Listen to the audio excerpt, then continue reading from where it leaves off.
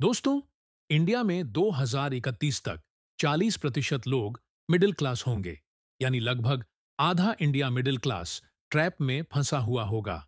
आपको क्या लगता है कि ऐसा क्यों होता है कि एक इंसान जो मिडिल क्लास फैमिली में पैदा होता है, वो मिडिल क्लास रहकर ही मर जाता है? और ऐसी क्या चीज है जिसने 500 मिलियन लोगों को मिडिल क्लास ट्रैप में फंसा के रखा है?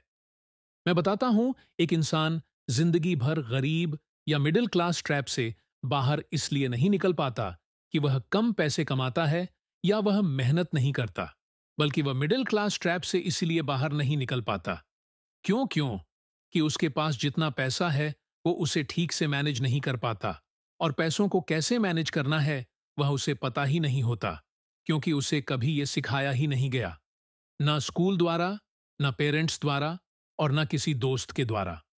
और इसलिए ही आज मैं ऐसी कुछ सिंपल स्टेप्स शेयर करने वाला हूं जिसे फॉलो करने से हमारे देश का एक मिडिल क्लास इंसान भी इस ट्रैप से बाहर निकल सकता है।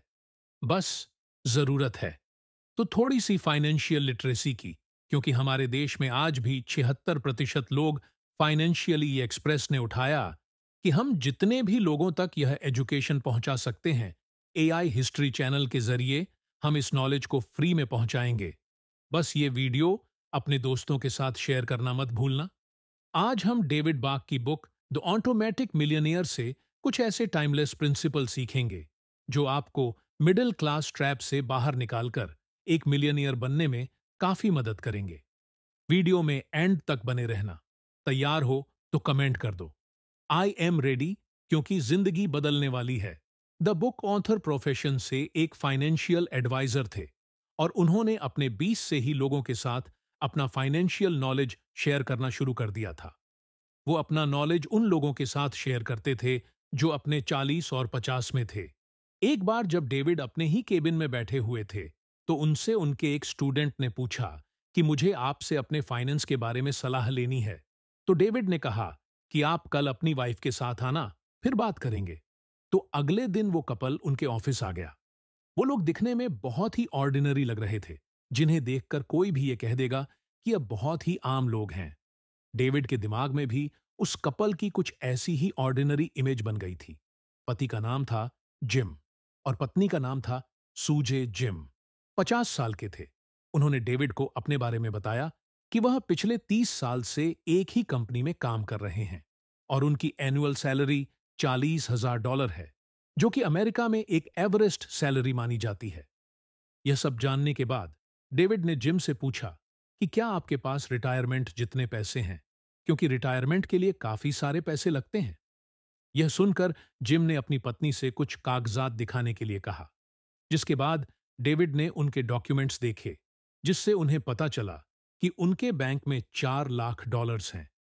उन पर किसी भी तरह का कोई लोन नहीं है। उनके पास 2 महंगे घर हैं, जिसमें से एक में ये रहते हैं और एक को रेंट पर दिया हुआ है, और इनके फाइनेंस काफी स्ट्रांग है। ये सब देखकर डेविड ने उनसे पूछा कि ये सब तो ठीक है, पर आपके बच्चों के खर्चे भी तो होंगे, जिसके जवाब में जिम ने बताया कि उनके बच्चे अब कॉलेज में हैं और वह अपना खर्चा खुद उठा लेते हैं। तो बेसिकली उनके एक्सपेंसेस एकदम लो थे और उनकी इनकम एकदम स्टेबल थी। जिसके बाद डेविड ने उनकी नेटवर्थ कैलकुलेट की, तो उन्हें पता चला कि इनकी नेटवर्थ $1 मिलियन से भी ज्यादा है। अपनी आंखों के सामने ये नंबर्स देखकर डेविड को शौक लगा कि कैसे ये कपल एक एवरेज सैलरी कमाकर भी एक मिलीनियर बन गया है। जिसके बाद डेविड ने सोचा कि मुझे इन्हें सिखाने की बजाय इनसे सीखना चाहिए, क्योंकि जो चीजें मैं लोगों को वर्बल बता रहा हूं, वो चीजें यह कपल प्रैक्टिकली कर रहे हैं। तो डेविड ने उनसे पूछा कि एक एवरेज सैलरी वाला इंसान एक मिलियनियर कैसे बन सकता है, जिसके रिस्पांस में उस कपल ने डेविड को 5 लेसन सिखाए। ये बहुत ही वैल्यूएबल लेसन्स थे। वीडियो स्किप मत करना, क्योंकि वो लेस अब आप सीखने वाले हो। उन्होंने डेविड को पहला लेसन ये बताया कि पे योर सेल्फ फर्स्ट।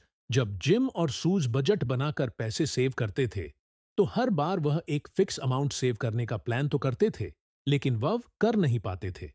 और बार बार बजटिंग में फेल होने के बाद सूज ने अपनी माँ से बात की और अपनी परेशानी बताई कि कैसे वह हर बार बजट बनाती है, लेकिन वह एक फिक्स अमाउंट सेव करने में हमेशा फेल हो जाती है।